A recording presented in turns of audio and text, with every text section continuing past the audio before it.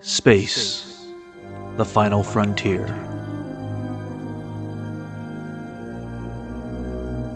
Join us for a bold conversation. Our prime directive: to recap our favorite Star Trek shows, both new and old.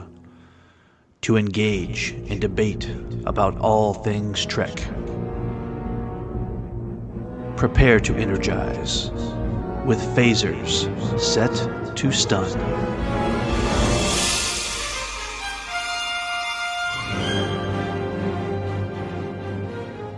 Hello everyone and welcome back to Phasers Set to Stun. In this ongoing series from a Film by Podcast, we continue to show our love for every quadrant of the expanding Star Trek universe by covering television, animation, movies, directors, and much more. Plotting the course, as always, is your core Trek crew. I'm Scott Hoffman. I'm David Burns. And I'm Wayne Whited. And for today's mission, we're also joined by fellow Trek fan and one of our favorite voices on our favorite podcasts, Amber Lewis. Welcome, Amber. Thank you. It's exciting to be here. Welcome. Yes, welcome on board. Love expanding Great to the have crew. you. In this episode, we're taking a look at an outstanding Trek-focused documentary that goes beyond the fiction and fandom to talk about the influence and impact of an icon. We're talking about Woman in Motion, a film about the life of the legendary Nichelle Nichols and the remaking of NASA. Released in 2019, written by Joe Millen, John McCall, Benjamin Krupp, and directed by Todd Thompson. This features a lot of different perspectives, including Nichelle Nichols herself from various points in time. All right, so everybody, let's break this down. There's no spoiler alert, because if you want to see this documentary, just go and see it. Dave, why don't you give us a summary of what this movie is all about? An inspiring story about Nichelle Nichols, who is not only Lieutenant Uhura, a pop culture icon, but also does something that many are not aware of. That is someone who changed the space program forever. Nichelle takes on the enormous task to launch a national campaign for NASA to recruit 8,000 of the best and brightest, becoming someone who leads the charge to bring women and minorities into the space program. This film surprised me so much, and I'd love to hear from everybody on that. I knew that I was going to learn some interesting things, but I had no idea what I was in for. Amber, what was your first reaction to seeing this? Well, I had to watch it a couple of times because my first reaction was how many times I cried throughout it. Yes. It was surprisingly emotional, but just the richness of her life. Just, her early life was something I didn't know anything about.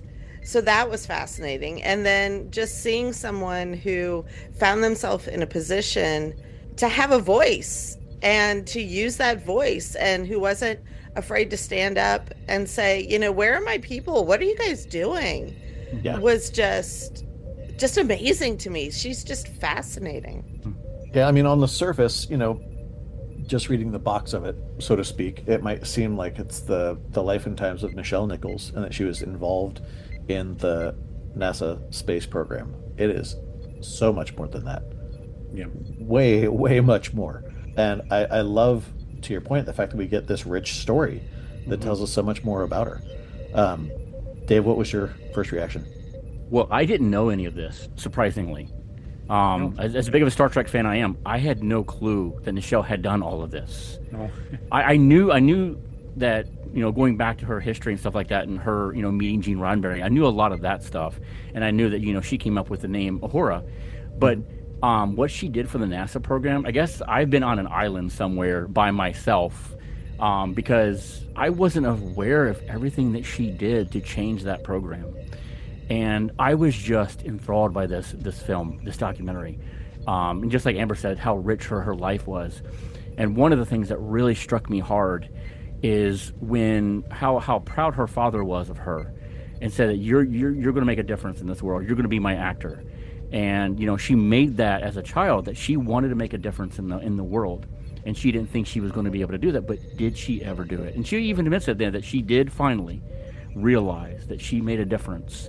And my God, did she ever make it? Not just in the program, but everything else that she was for the minorities and women and all that kind of thing. It's a fascinating documentary. It really is. Wayne, what about you? Well, I did know about it, but of course, we were like really, really young when that happened. So I didn't know about it at the time, but I think I learned about her involvement with NASA back in the early or not late '90s, I believe it was, through magazines, but not in the in depth that this documentary went to. But I love how it went not only into her background, her time with Duke Ellington, her acting career, not just Star Trek.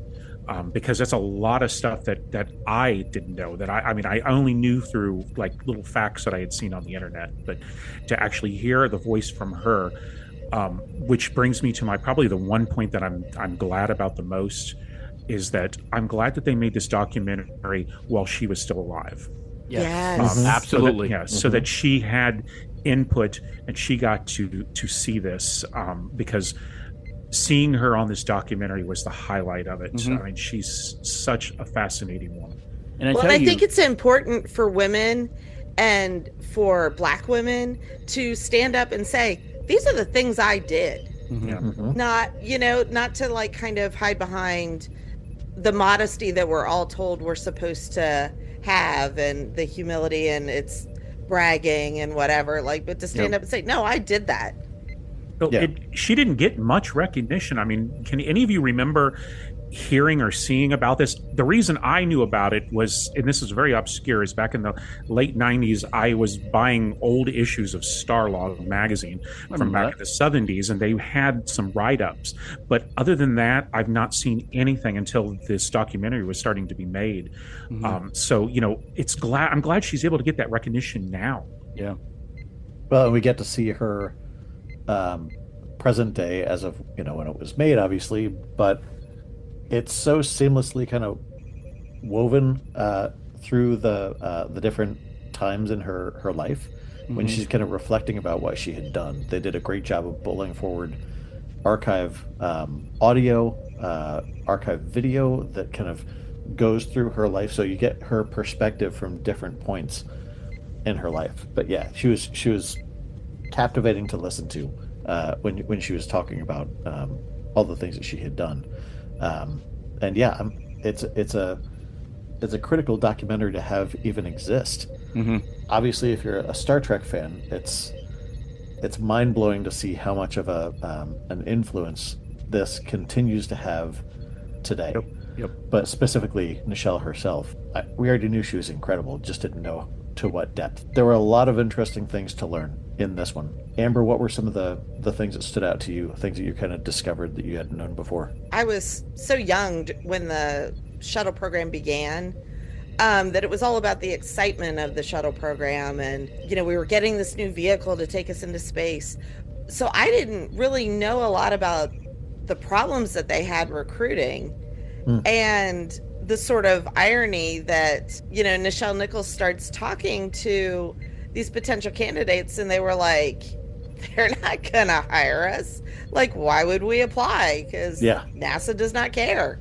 And so fighting through that, and the moment when she told NASA, like, if I go to all this trouble and you only hire white men, like, you and I are going to have a serious problem, and it's going to be very public.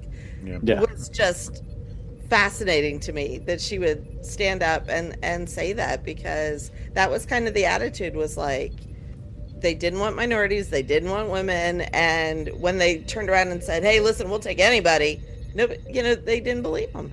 And it exploded. Yes. Right? Like, it blossomed into so much more. Like, she recruited what? I think I read that it she went had from 8,000? in 8 months. Yeah. I wrote this down because it just blew me away. In 8 months, NASA had only gotten 1,500 applications. 100 were women, 35 were minorities. After Nichelle Nichols did her campaign, they had 8,000 applications. 1,649 were women, over 1,000 were minority, and she did that in 4 months. In half the 4 time. months. Yeah. Yeah, that's what blew my mind. That it seems like something that would take years and years, but 4 months is just amazing what she did. Well, and it was her integrity. Like, she told NASA, I'm not going to be your mascot and just stand up and make a stump speech that you write for me. Like, I will do it myself and speak from my truth. And That's how we're going to do this if we're going to do it. Yeah, that was one of my favorite quotes. Like when she was talking about that idea of making sure that it wasn't seen as a gimmick. Yes. When she said, "Oh no, not me. They'll laugh at you if you pick me," and that person said, "Not if they hear you speak for 5 minutes." Wow. And it's true.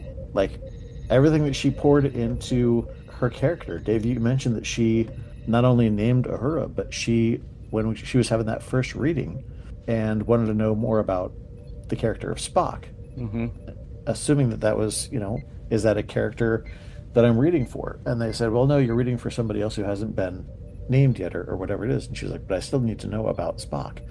I still need to know more about this, right? So she was even then kind of opening up what they would do with the character, and taking so much control over it. And I think that bled over into the influence that she had on NASA and the outside world to help drive this stuff forward.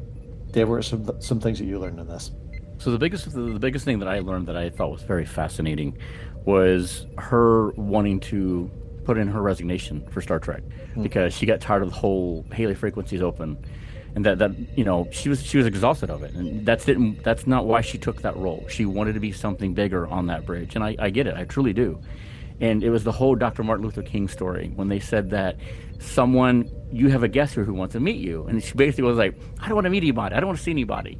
And then she turned to find out who it was, and the fact that he told her that Star Trek is the only show that he let his children watch. And what she said, well, I just kind of resigned playing Uhura, and he basically stopped her from doing that and told her the reasons. You don't understand the effect you are having, even just being on that bridge and saying those hailing frequencies over, the effect you're having on the minorities, on black people. You don't understand what that's doing. She went back and decided to stay there, and she never regretted it. Well, and to that point, the fact that she, instead of leaving the show, she dug in even further. Yeah. And said, look at the influence that I'm having. Look at the opportunity that this is to so many people, especially to Dr. Martin Luther King Jr., right? I love the writer that said, she may not be saying a lot, but the minute that Uhura says, excuse me, Captain, like everybody shuts up and listens to what she has to say. Yes. And just that is a powerful thing. Absolutely. Yeah. Well, and, it expands that role, too, of communications officer, right? Like it may have been something that was written out if it hadn't been for the way that she approached it and the way that she dug into what it could do. And we're seeing that impact today with one of our favorite characters on Strange New Worlds. Uhura continues to be exceedingly important. I love the fact that in that meeting we learned not only how much Dr. King knew that it was important to people in general, into moving diversity forward and getting people into the program that needed to be there, but also giving people the confidence and the voice to say, like, I can be seen, I can be heard, and I have a place. But it's also so important to his family. Like, I thought it was interesting how we heard from, was it his son? Yes. That had said, we didn't really have a lot of time with him, but TV time, Star Trek was important. And it's like, that's deeply personal. And I could just imagine, like, the way that she talked about that and said, like, he kind of stopped and froze and got very serious. And he was like, wait a second, you've got to stay on board. That's, gives me goosebumps. But yeah, I love that. Well, a lot of the stories, the Star Trek stories are pretty much common knowledge to anyone that's followed her and known from her talks at conventions and stuff. But what I found most interesting was, Nichelle Nichols herself, how much of a strong personality she has. Her impact on the space shuttle program was just huge, and it's a lot due to what type of woman she is. She's not just an actress. She's got a lot of strength to her personality, and I'm certain that's why they chose her. And just listening to her talk about everything that she did, everything that she required NASA to give her for this, it's just absolutely amazing. I mean, she dedicated herself to the cause. She gave up her career, put it completely on pause right then. You know, she even successfully piloted the shuttle simulator. You know, she didn't want to just be a spokesperson, you know, a figurehead, and you know, an actress that's just, you know, being their model.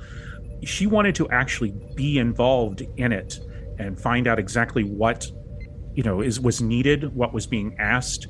I just love that story, and I love her. I mean, just listening to her is a highlight of this documentary that any Star Trek fan should watch this for.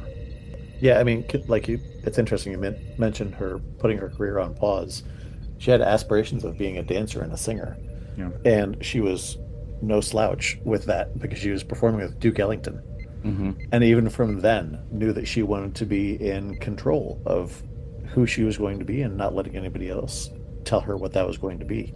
That blows me away. Like, and hearing her sing is phenomenal. Oh, what a voice. That was amazing. Yes. Oh, God. And I love how when she was looking to leave Star Trek, you know, you don't realize, she of course didn't realize what she was in when she was in it.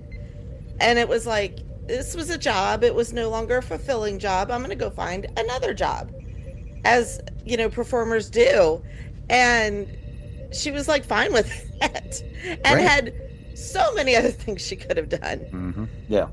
Well, I didn't even know that she had her own company called Women in Motion. Yeah, I didn't either. Yeah, no. And that was an essential part of her involvement with NASA, was to say, like, I'm going to do it under my company. Yep. And I'm going to have some control on the influence. I'm not going to be somebody who just gets up and speaks for you. I'm not going to be a prop. That really, really surprised me. And it was great to hear. One thing's for sure, if you don't know this story and you watch this documentary for the first time, like I did, but I still always appreciated the character of Uhura and Nichelle Nichols, what she's done. But you will not look at Uhura differently. You will look at Uhura differently going forward. You'll see how strong she is, how powerful she is, and the place that she has on that bridge. And you will look at her like, okay, you belong there. I would like to have seen her be a captain of a ship now, after seeing this documentary. Yes. Oh, yeah, for sure. Without question. Yes. Oh, God, that's a missed opportunity. Yes. Amber, let's talk about some moments that surprised us. What were some that stood out to you? I think the one thing that just really kind of blew me away was kind of jumping ahead to the end, where they showed the pictures of, like, this is what the world was like when she started, and this is what the world is like now. And it's a very simple way to end the documentary, but it was just beautiful. You know, they didn't talk about it a lot, but they talked about, you know, when she first started her career in Chicago, you know, she went to this specific hotel as a performer because that was one of the few places that Black people could perform, where they would let you in, you know. And even when she was on Star Trek, it was still, you know, the country was still incredibly segregated. And, you know, just seeing where that started, and then the imagery of, you know, the progression socially was beautiful. And now, you know, the hand she had in that. Yeah, and it's so much of a direct connection, right? Like, she was board of directors. What was it? Board of directors in the National Space Institute. Yep. Got so many different honors for what she had done, and hearing the voices from so many people that are not only leaders in the space program, but people who started because she opened that door. I love how many different people we heard from in this documentary. I think it's great that we heard from Walter Koenig and Michael Dorn, George Takei, and so many different people connected with Star Trek, but also so many different astronauts and leaders of programs that that are continuing to keep the program moving forward. Dave, what about you? So mine's kind of a twofold here, and it's going to lead into me the moment of what hit hard for this. So when we get to that question, you're already going to know what I'm going to say. Oh, yeah. This documentary really put a lot of things into perspective for me, for the space program in general, but for Nichelle's involvement in all of it. The friends that she made working, you know, for NASA, and not only what she did, but, you know, I didn't make the connection when she was talking about how she became good friends with Judy Resnick. And I didn't make the connection yet that Judy was on the Challenger. And when I got to that part of Challenger, I knew it was coming, and I was bracing myself, getting ready for it, because to this day, and I'm sure a lot of us can remember where we were when this happened. I was in the library at middle school. I know exactly what I was doing when this occurred, and when we got to this point, I knew I was going to start getting upset. And then when Nichelle started talking about it, and she had to stop, and she said, "I don't know if I can do this." And then she proceeded on to talk a little bit more about it, and then losing Judy on the Challenger, and then she basically had to stop the interview because she was just so emotionally upset that I lost it too. When she started crying, I started crying, because the effect that not only had on her, but the effect it had on all of us at that time, and still to this date, it does. Yeah. It's going to be kind of hard to talk about this one. I was in, was it 4th or 5th grade? I think it was 4th grade. Yeah, 4th grade. Remember sitting in the classroom and seeing that. We've talked about this in several different moments throughout the Phasers podcast, but this one puts a really unique perspective on that, because growing up, I didn't know a lot of the other astronauts. Right. I was aware of the teacher going up into space, but the backstory of so many others, we could just get right into it, because I'm sure it won't. Yeah. I'm sure it's going to bleed together. What surprises what hit us hard It emotionally, is. Yeah. because it's kind of a similar kind of thing. But earlier in the documentary, when she sees all of those recruits on the stage, with equal footing, and she said, "These are my children." Just Yep. Wayne, talk about things. I'm going to take a minute. Go ahead. Yeah, when you see them first walk into the shuttle bay as like the new recruits, and it's just a general shot of the group, and they focus on different people, and you see Judy Resnick standing there, and you see Ellison Onizuka standing there, and Ron McNair, and they're all there, and you know what's coming. And I mean, I started crying watching this documentary. The Dr. Martin Luther King story was not a story that I knew. So when I was listening to that, I fell apart. Yeah. And then I pulled it together, and then, like the minute we started into this section, I started crying, and I didn't stop until the end of the documentary, because it was just so powerful. Yeah. And my son walked in, and he was like, I never really got it, but this was kind of your generation's 9/11. Like, this is not something you ever get over. Yeah. True. And I said, no. He's like, I'm not joking. I'm being serious. And I said, no, it's not something you ever get over, being 12 years old and, living this for so many months. And there was so much excitement, and then watching, it unfold, and seeing her connection to it, like you were saying, Scott, was just devastating. Yeah. Saying that it's like seeing her children up on stage, right? And then you go to that tragedy. I mean, can you imagine if you're responsible for recruiting people and getting them into those positions, something that was so hard to do because NASA didn't want anything to do with it, until you come along and you make that difference. You challenge them and you get those people in there, and then some of them lose their lives. Can you imagine emotionally? Think about that. How you would react when something like that happened. I just can't imagine it. And for her to break down like she did there, I understand. I mean, so many years, that happened in 86, right? Yeah. Happened in 86. You look back, and I mean, this documentary was done in 2021, if I remember correctly. 19. Was it 2019? Oh, 19. Yeah. Yep. Okay, 2019. So I mean, look how many years has passed, but that doesn't leave you ever. People tell you, it gets better when you lose people, but no, it really doesn't. It just, you learn to live with it. But when you start talking about it and remembering those times you had with those people, and you were responsible for having them in those positions, you got to relive it again. So to see Nichelle break up like that, I get it. Yeah. Well, and she had such a strong connection to every one of those lives that she touched. Yeah. And the next segment where it shows kind of moving forward from that, and the struggles to do so, but the need to keep pushing forward, Mm-hmm. and how much of an influence she continued to have on that is amazing. Like, thinking about at the time, which movie was coming out around this time? Yeah, around Yeah. Star Trek 4. Yep. That they dedicated at the beginning That's right. to the Yep. crew. Yep. And so, yeah, you get that gut. 4 is, like, for a long time was my favorite. But you get that gut punch, like, right when it starts. We haven't even gotten to the credits yet. Right? But just thinking about that moment in canon, and how much more she continued to do with the franchise, and how much more she was doing with the program, she was very busy, to say the least.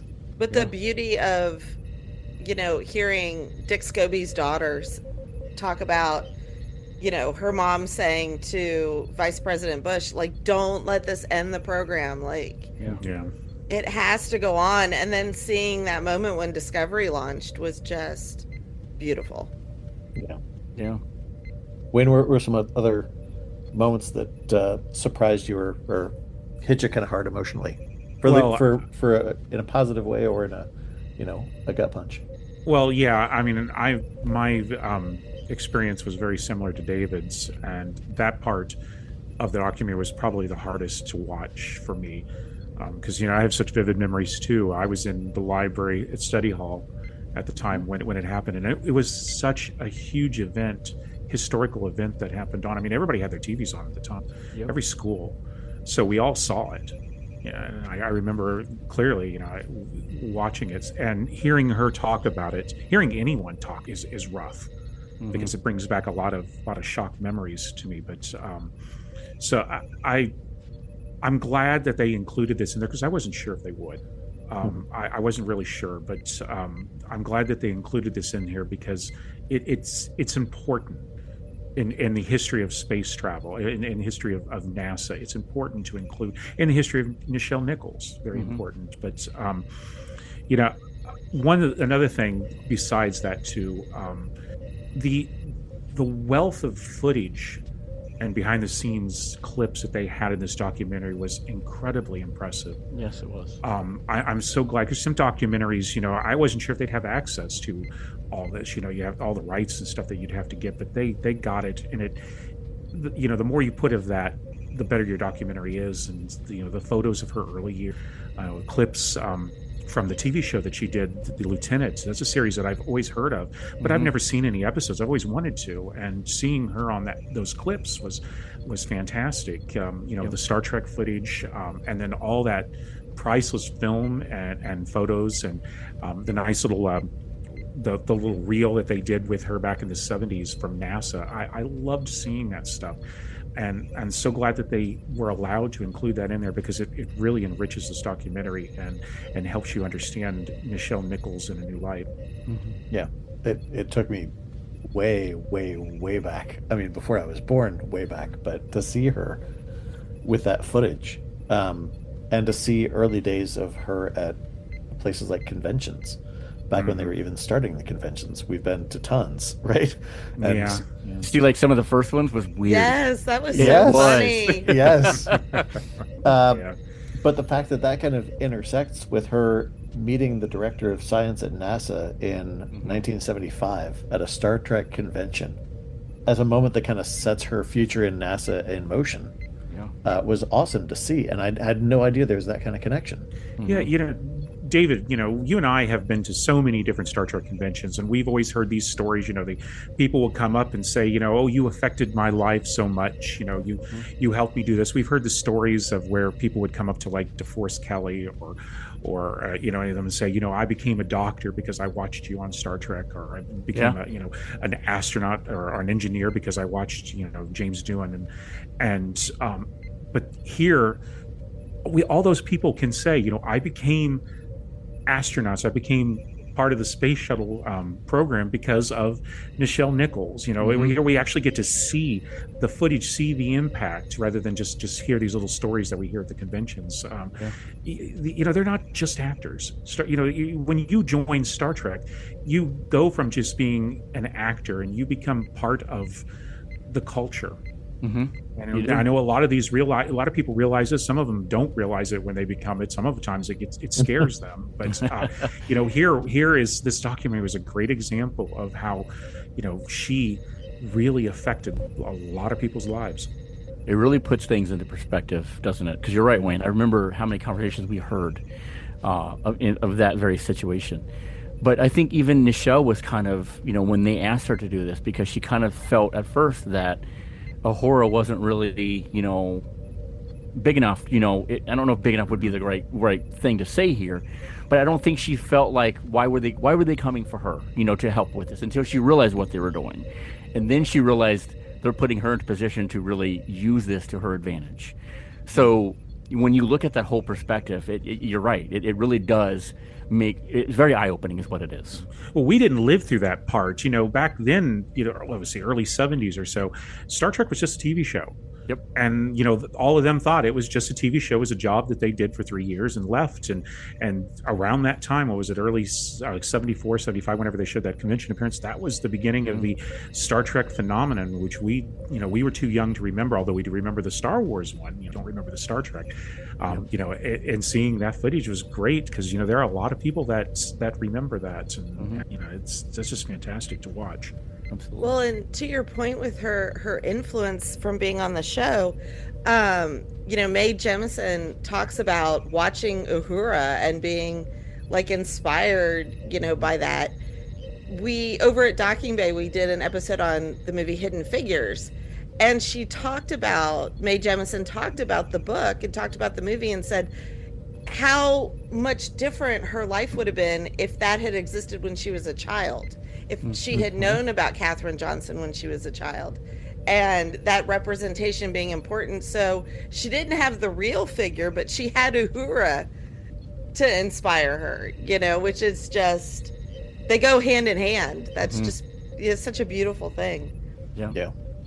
Well, and like you said, so many times when people will say, you had this impact on me, you had that impact on me, and different people kind of respond to that in different ways. There was one moment, I forget the name of the person that was talking, but somebody had said, I heard Nichelle Nichols talking on TV saying, you can be part of this program, you're part of this.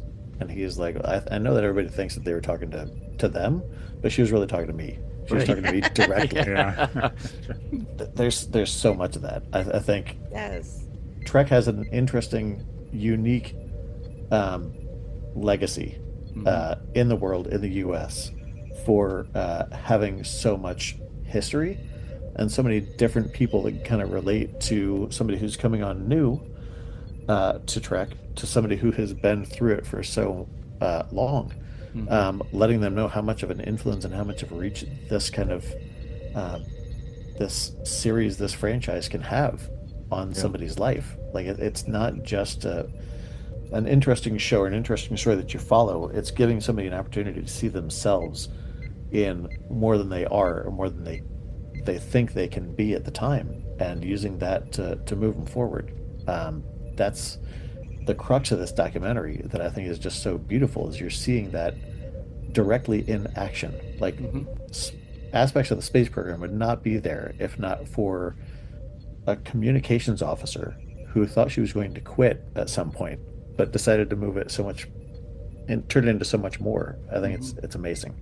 All right, well, we've talked a lot about the amazing things that we learned, the things that we loved in this documentary. Let's take a quick break. When we come back, let's talk about why we think fans should not miss Woman in Motion. All right, we're back. We've hit on this a lot in everything that we've been saying. But let's start to talk about, if we had to convince a fan, for whatever reason, that didn't know that they should watch this, why would a fan love to see this documentary? Amber, I'll go to you first.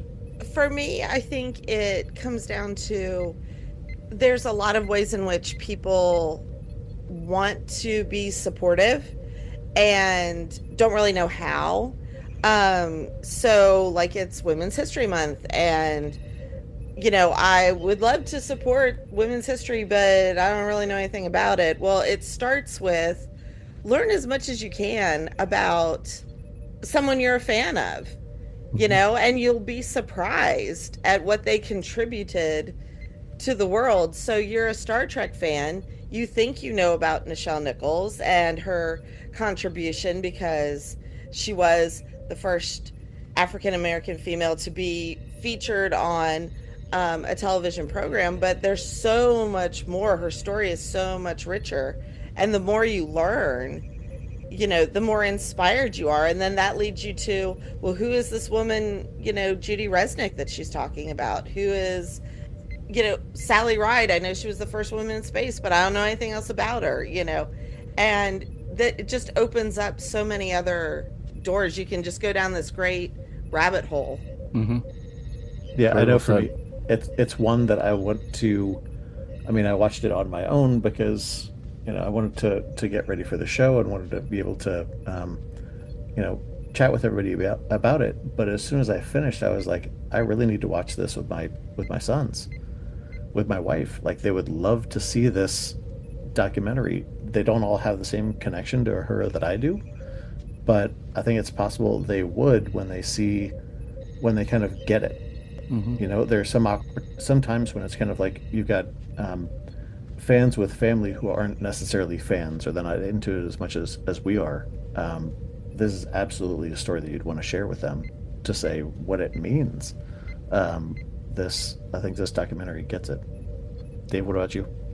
Well, I kind of mentioned it earlier. Like, I didn't know anything about this until I watched this documentary. And how are you going to learn if you don't, take the time to watch something like this and learn about these people?